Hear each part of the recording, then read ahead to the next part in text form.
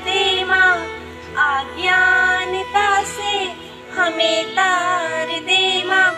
तू स्वर की देवी है, संगीत तुझसे, हर शब्द तेरा है, हर गीत तुझसे। तू स्वर की देवी है, संगीत तुझसे, हर शब्द तेरा है, हर गीत तुझसे। हम हैं अकेले, हम हैं अधूरे, तेरी शरण में हमें प्यार दे माँ। हे शारदे माँ, हे शारदे माँ, अज्ञानता से हमें तार दे। सब कुछ मैं, मेरा सब कुछ तू, हर करम अपना करेंगे, हर करम अपना करेंगे।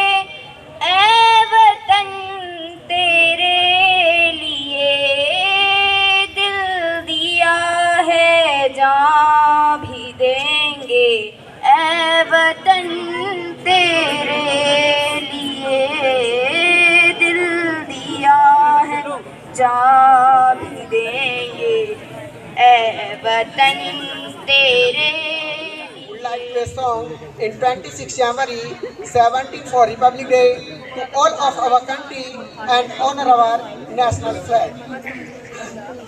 तो सबसे पहले मैं एक कविता कहना चाहता हूँ।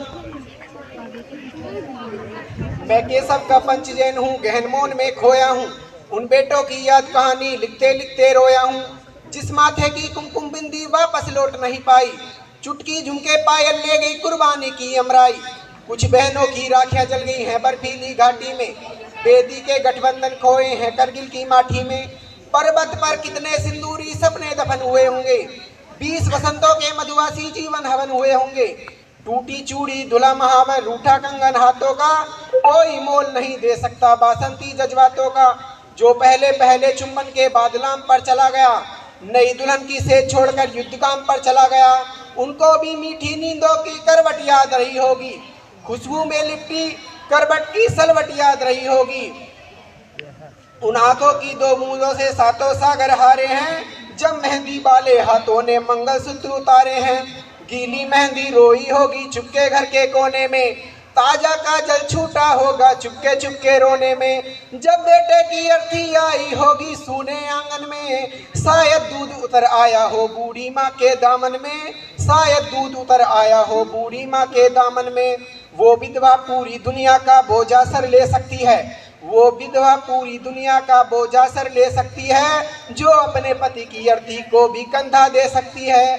मैं उसी देवी के चरणों में शीश झुकाता हूँ, इसीलिए मैं कविता को हथियार बना कर गाता हूँ, इसीलिए मैं कविता को हथियार बना कर गाता हूँ। जनवरी के दिन भारतीय इतिहास में एक महत्वपूर्ण स्थान रखने वाले भारतीय लोकतंत्र का एक विशेष त्यौहार गणतंत्रता दिवस मना रहे हैं। आज हमारे संविधान को लागू हुए 73 वर्ष हो चुके हैं और हम 74वां गणतंत्र दिवस मना रहे हैं। हमारा देश 15 अगस्त वर्ष 1947 को आज़ाद जरूर हुआ था, लेकिन हमारा संविधान 26 नवंबर सन 1949 को तैयार हुआ तथा इसे 26 जनवरी वर्ष 1950 को लागू किया गया। इस दिन भारत पूर्ण गणतंत्र बना, तब से हर साल इस दिन को राष्ट्रीय पर्व के तौर पर मनाया जाने लगा। 26 जनवरी वर्ष 1950 वो दिन था जब से हम कहने लगे कि हम भारतवासियों का अपना संविधान व कानून है और हमें ब्रिटिश राज से पूरी तरह आज़ादी मिल गई।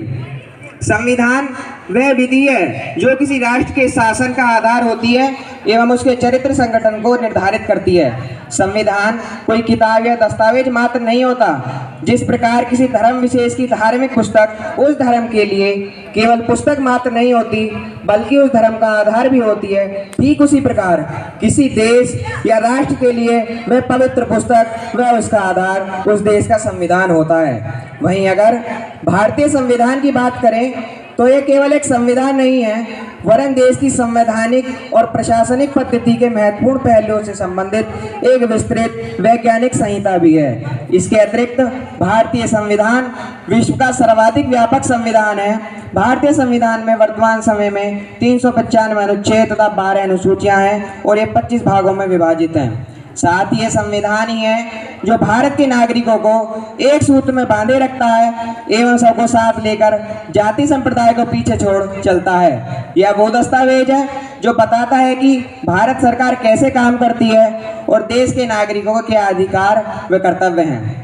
अब इसी के साथ मैं उन सभी महान नेताओं, स्वतंत्रता सेनानियों एवं वीरांगनाओं को धन्यवाद एवं नमन करते हुए अपना भाषण समाप्त करना चाहता हूँ, जिन्होंने अपने जीवन का बलिदान, त्याग व तपस्या की पराकाष्ठा दी ताकि हम एक लोकतांत्रिक राष्ट्र में रह सकें। इसके साथ ही मैं अपने सभी गुरुओं और बहन भाइयों को धन्यवाद देता हूँ, जिन्होंने मुझे अपने विचार रखने का अवसर दिया। बहुत बहुत धन्यवाद। जय हिंद, जय भारत।